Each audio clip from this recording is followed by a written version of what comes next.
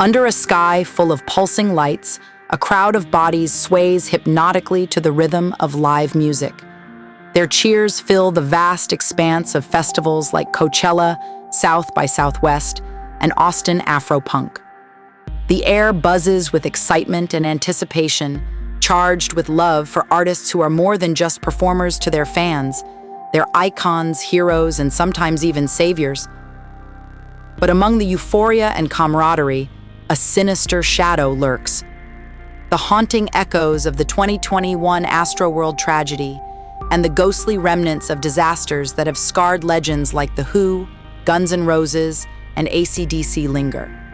Yet among these tragedies, one event stands out: the 1991 charity concert in Harlem, New York.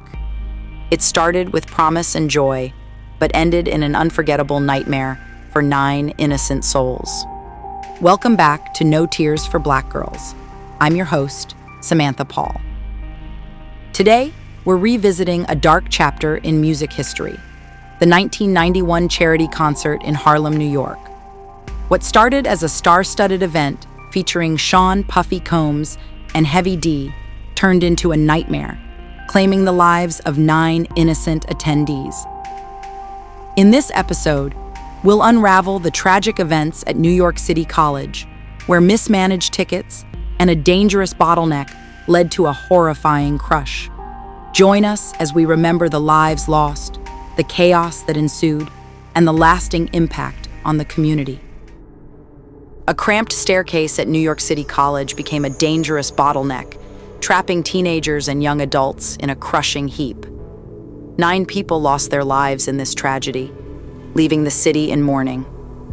This prestigious institution, located at 160 Convent Avenue in Harlem, has a long history, having been founded in 1847. Many students from across the country flock to this college with dreams of success.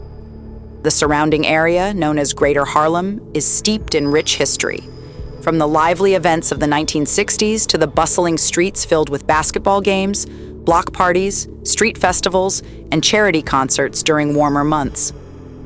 But on December 28, 1991, something disturbing happened at New York City College. As the Christmas holiday ended and New Year's Eve approached, people prepared for celebrations across the city. Instead of terror, attendees at Sean "Puffy" Combs and Heavy D's celebrity basketball game endured a nightmarish experience. Despite tickets selling for $20 each to ensure entry into the star-studded event, chaos erupted when tensions rose between the Hefsters and Puff Daddy All-Stars teams. Familiar names like LL Cool J and Mike Tyson were present, along with Doug E. Fresh and Red Alert. This fundraiser for AIDS turned into a tragic night that will never be forgotten by those who witnessed it. Among the star-studded lineup on Heavy D's team were Michael Bivins from Belle Biv DeVoe and New Edition, members of Boys to Men, Run DMC, Phife Dawg, and Big Daddy Kane. They would face off against Puffy's team, which included artists from Jodeci, Brand Nubian, Guy, Nice and Smooth, and Ed Lover. Providing the beats for the event was none other than Funkmaster Flex of Hot 97. The Apollo box office on 125th Street in Harlem refused them entry, stating that there were no tickets available. One reason cited for this rejection was that the Apollo could not fulfill all ticket requests they received. Another reason given was that 98.7 KISS FM wanted its name featured on the flyer. This competition with WBLS FM, owned by Inner City Broadcasting, who also owned the Apollo Theater, caused further complications for ticket sales through the venue. The Apollo Theater, listed as a point of purchase on the flyer, had been promoting the event with KISS FM since December 20th. Despite their radio ads mentioning the Apollo as a ticket location, phone calls flooded in and customers were turned away. Flyers directing people to Boss Emporium, a Harlem clothing store, were put up at the Apollo. The owner of Boss Emporium reported that tickets were selling fast, thanks to Heavy D's popularity with Uptown Records. KISS FM's community staff member noticed the huge crowd gathering outside the college and realized there was no way everyone could fit inside. An hour later, Kiss FM told listeners without tickets to stay home, but by then, it was too late to spread the message effectively. Despite attempts to control the growing crowd, witnesses reported that hundreds continued to gather in two separate lines outside the gym by 5 p.m., though this timeline has been disputed. As time passed, more celebrities arrived through the same entrance designated for ticket holders, causing tension as non-ticket holders were allowed in to purchase tickets online, while actual ticket holders became upset trying to make their way inside amidst the mass of people on the staircase leading into the gym, eagerly pressing against the gym doors, wanting to enter via pulling them open instead of pushing due to limited space from the growing crowd inside, as well as outside, where some waited for loved ones also being let in. Around 6:30 p.m. that evening, tragic events unfolded when Greg Nice of Nice and Smooth approached the glass doors leading into the building, along with others noted in later reports. As the entourage entered, a massive crowd surged in behind them. Amidst the chaos, people shouted 1, 2, 3, push, and shattered the safety glass on the doors with hundreds pushing. Those entering pulled away at dangling shards to make room for more people.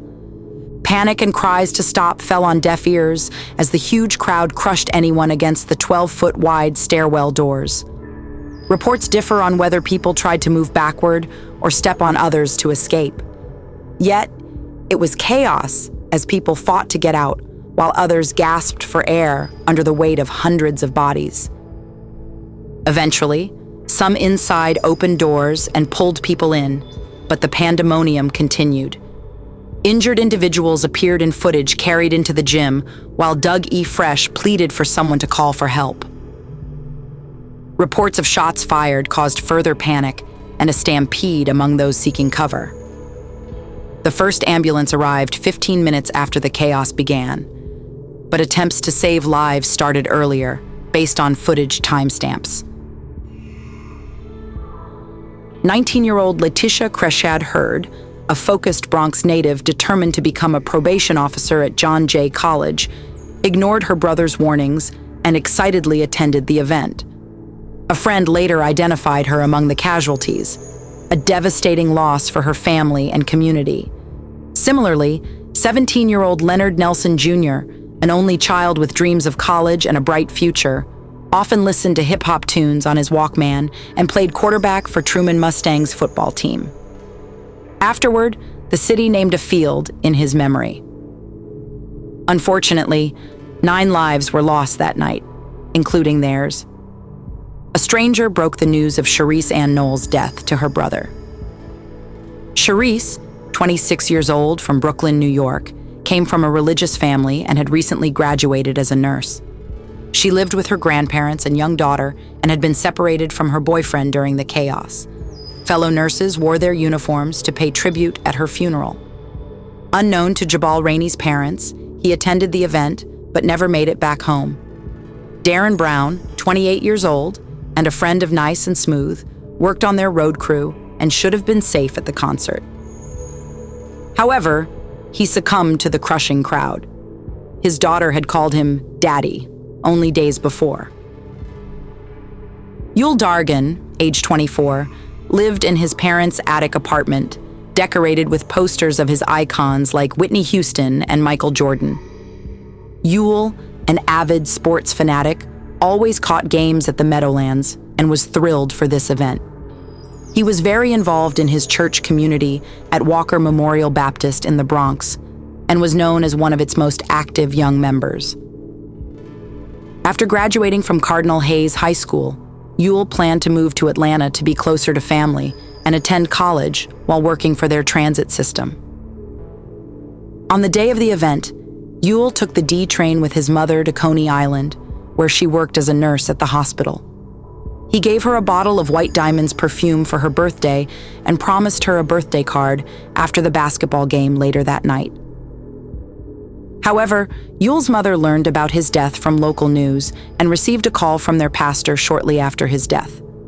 Over 600 people attended Yul's funeral, including famous figures such as Mike Tyson and Don King, who wore purple in his honor as it was his favorite color. Dawn McCain was a kind-hearted 20-year-old from Brooklyn who loved spending time with her family and taking her nephew to events. Unfortunately, he had a cold that night, so she left him at home to rest alone at home instead of attending with him. The year before, tragedy struck. Dawn struggled with ticketing cars parked outside churches or supermarkets during holidays while working as a city traffic agent, which made her feel guilty. Still, she eventually secured tickets through someone rumored to be dating Puffy, despite initially being denied entry. Described by those who knew her as quiet, but intelligent and dedicated, Sonia Williams studied nursing before tragically passing away days later due to injuries sustained during this event. Sonia, a bright young student at Lehman College, was working towards becoming a pediatric nurse. She had fond memories of attending a New Edition concert with her mother at City College when she was younger. Despite her high hopes for the upcoming event, she was in for a shock when things took a sinister turn. Dirk Swain, a 20-year-old from the Bronx and aspiring architect, had narrowly survived a shooting just months prior. Despite being advised to avoid crowds, he decided to go out on this fateful night. Just days before, Dirk had expressed gratitude for another chance at life after surviving the shooting. Little did he know that tragedy would strike again. His brother Jason would go on to create a documentary in memory of the 9 victims who perished in the stampede at the 1991 City College of New York event. The events of that night haunt those who lived through it and those who lost loved ones. Yet, it is often overshadowed by other tragedies. As the holiday season approaches, 9 families must face another year without their loved ones, and countless others have been scarred for life. The question remains, who is responsible for this horrifying incident? Was it due to overselling tickets or the college's lack of proper precautions? There may never be a clear answer. Was it because of the big support behind a cause later found to be bogus? Was it the crowd who didn't realize the real danger that they were in? Was it greed? It would be safe to assume that nobody involved in this event wanted this outcome. It was done with good intentions, according to everyone. But sometimes, things unfold quickly, right before your eyes.